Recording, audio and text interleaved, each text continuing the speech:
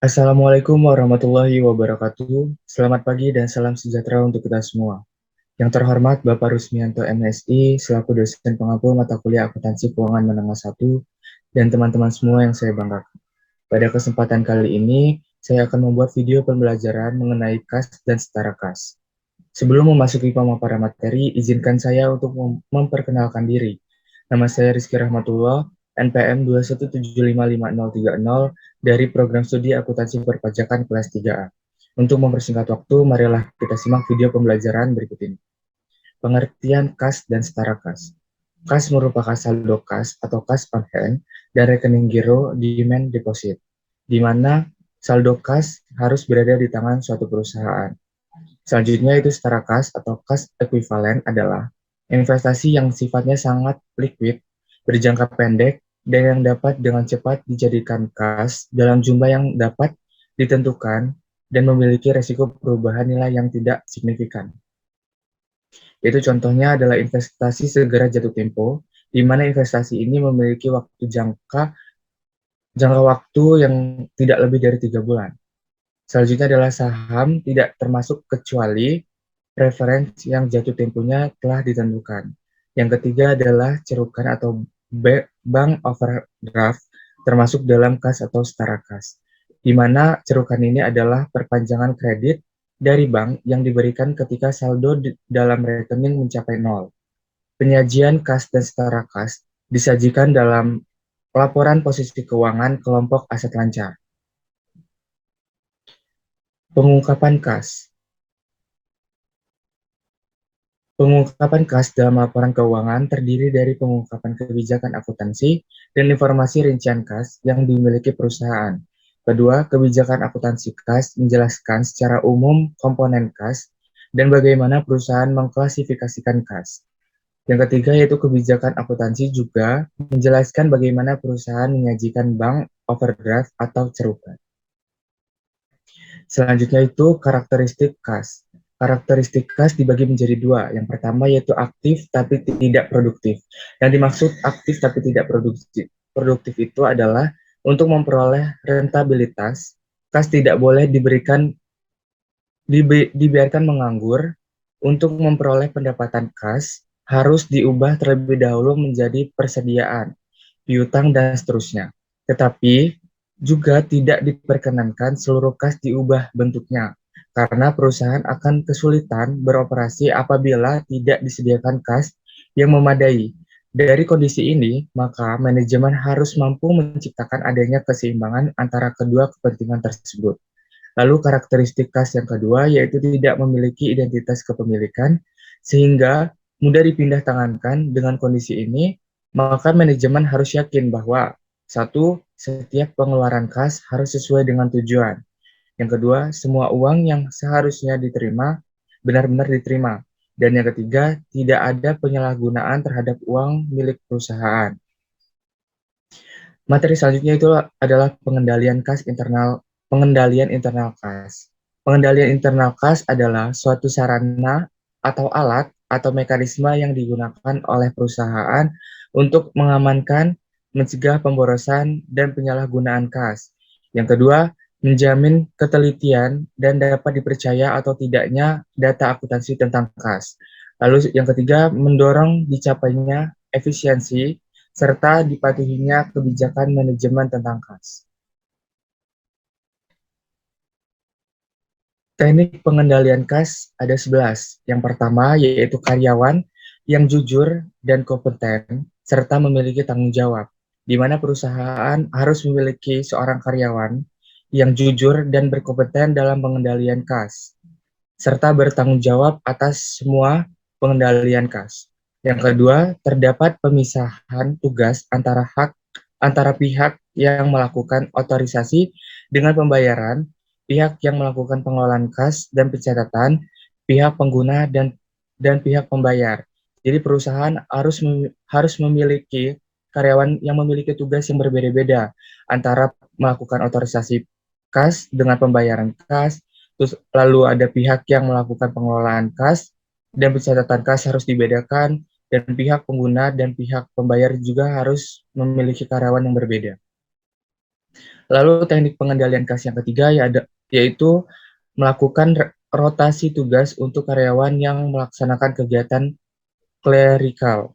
Lalu teknik pengendalian yang keempat adalah penggunaan lemari besi atau berangkas untuk menyimpan kas atau di ruang tertutup dengan akses terbatas. Perusahaan harus memiliki ruangan tersendiri yang di dalam ruangan tersebut terdapat lemari besi yang menyimpan seluruh kas yang ada di tangan. Lalu, karyawan yang dapat mengakses ruangan tersebut hanyalah karyawan-karyawan yang berkepentingan atau yang dapat dipercayai, sehingga tidak terjadi penyimpangan atau penyelundupan kas yang tidak diinginkan. Teknik pengendalian kas selanjutnya yaitu adalah penerimaan dan pengeluaran kas menggunakan rekening yang berbeda. Perusahaan harus memiliki rekening dua atau lebih, yaitu rekening penerimaan dan rekening pengeluaran, sehingga tidak terjadinya selisih pengeluaran dan selisih pemasukan. Pengendalian kas selanjutnya yaitu adalah pengeluaran uang dilakukan melalui bank dan menggunakan cek sehingga terdapat pengendalian pencatatan oleh pihak lain. Dimaksud dalam pengendalian ini yaitu perusahaan harus mencatat pengeluaran atau membayar pengeluaran kas tersebut melalui bank, sehingga jika terjadi selisih pengeluaran, maka perusahaan tersebut dapat mengecek daftar mutasi pengeluaran bank tersebut. Yang selanjutnya adalah penerimaan kas dilakukan melalui bank untuk keamanan dan pengendalian pencatatan. Penerimaan ini sama halnya seperti pengeluaran. Jika terjadi selisih masuk dan sisi keluar, maka kita dapat atau perusahaan dapat mengecek daftar mutasi yang ada di rekening bank tersebut. Selanjutnya, penggunaan sistem impres kas kecil untuk memenuhi kebutuhan kas dalam jumlah kecil. Jadi perusahaan itu harus memiliki kas kecil. Jika perusahaan tersebut memiliki pengeluaran yang kecil dalam jumlah skala kecil, maka perusahaan tersebut harus menggunakan kas kecil, di mana kas kecil tersebut berbeda-beda di setiap perusahaan. Nominal atau saldo kas kecil di tiap perusahaan itu memiliki saldo yang berbeda-beda. Selanjutnya adalah rekonsiliasi antara pencatatan perusahaan dengan rekening koran bank. Jadi setiap perusahaan setiap bulannya harus mengadakan rekonsiliasi bank antara perusahaan dan rekening bank. Jika terjadi perselisihan antara kas di bank dan kas perusahaan, dapat dipecahkan atau dapat kita ketahui melalui rekonsiliasi. Dan yang terakhir yaitu adalah pemeriksaan fisik kas secara berkala dan tiba-tiba. Perusahaan juga harus memeriksa kas secara fisik yang ada di perusahaan secara berkala maupun tiba-tiba. Materi selanjutnya yaitu adalah sistem impres kas kecil.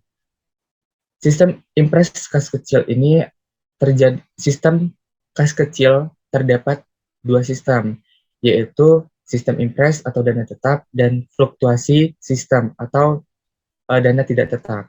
Yang pertama adalah sistem impres kas kecil adalah mekanisme kas kecil di mana dana dipertahankan tetap. Contohnya, contoh sistem impres ini, perusahaan mengeluarkan dana sebesar 1 juta untuk digunakan dalam kas kecil.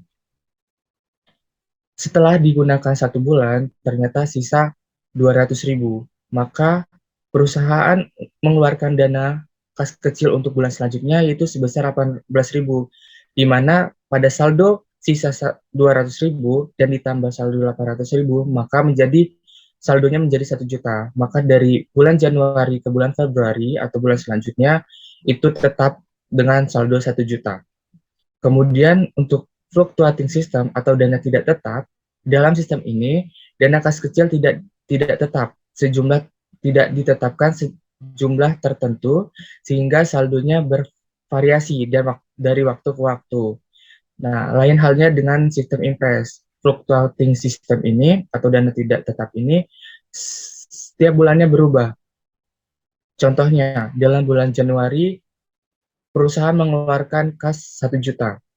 Lalu setelah dipakai hingga akhir periode atau akhir bulan, ternyata dana kas kecilnya sisa 200.000. Pada bulan selanjutnya, perusahaan mengeluarkan dana 1 juta kembali.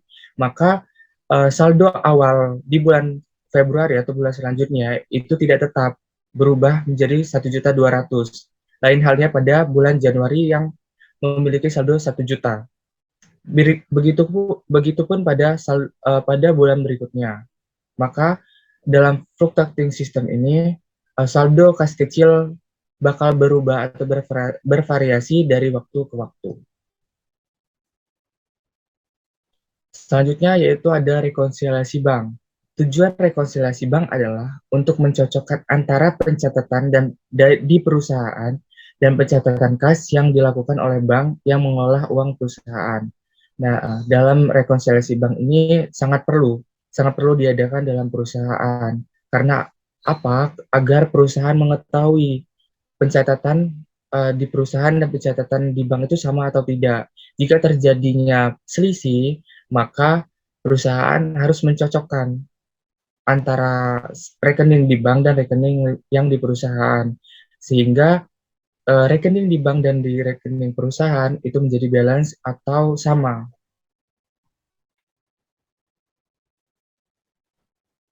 Mungkin itu yang dapat saya paparkan materi mengenai kas dan setara kas. Kurang dan lebihnya saya mohon maaf. Kepada Allah saya mohon ampun. Saya akhiri wabillahi taufiq wal hidayah. Wassalamualaikum warahmatullahi wabarakatuh.